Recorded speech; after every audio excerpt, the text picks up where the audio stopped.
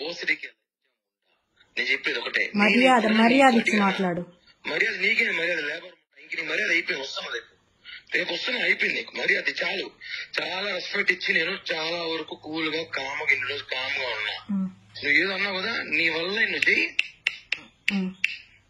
నేనేదో చూపిస్తా. వస్తున్నా, రేపే వస్తున్నా. ఏం చేస్తావు? ఏం చేస్తానా, వచ్చి మాట్లాడతా. నువ్వేదో చేస్తానో చెయ్యి, ఎక్కడికి పోతావో పో. నా ఇంటికా ఏమనుకుంటున్నావు నువ్వేమనుకుంటున్నావు? నీ మరిది అనుకున్నావా? బృందావన తమ్ముడు చెప్పనా కొడుకు అనుకున్నాను ఏమైనా?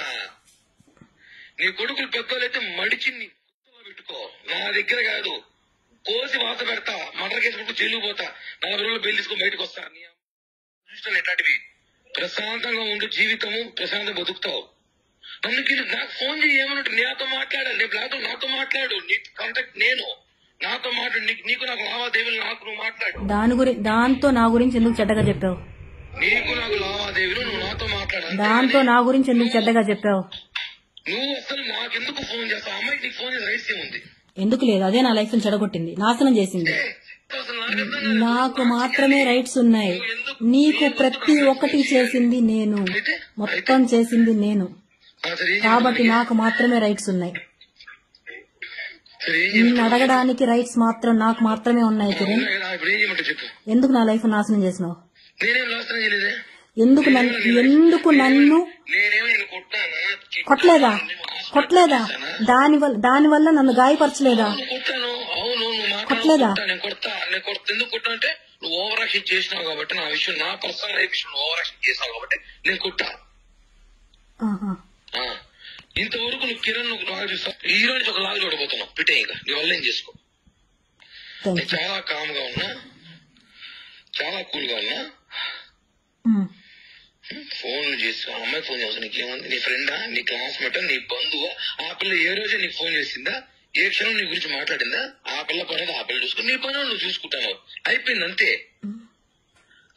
నా పని నేను చూసుకుంటానే ఉన్నా. నీకేం కావాలో అరేంజ్ చేస్తూ, ప్రతి ఒక్కటి నీ అవసరాలన్నీ తీర్చుకుంటూ. నీకేమైనా నేను బానిస అనుకుంటున్నావా? నిన్ను ఇష్టపడ్డా, నువ్వే ప్రపంచం అనుకున్నాను కాబట్టి నీకు అన్ని చేశా. అవునా?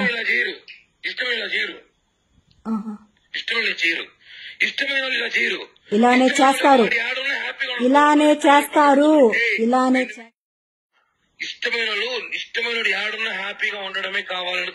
ఇంకొక దాంతో ఉండి హ్యాపీగా ఉండడానికి ఎవరు కోరుకోరు. కాపలా నేను మానసప్పుడు నువ్వు బయట కాపలా వేస్తాను. నువ్వు ఇంటి పక్కన కూర్చున్నాను, నీకు తెలియదు? అప్పుడు ఏడ్చుకుంటూ కూర్చునేదాన్ని,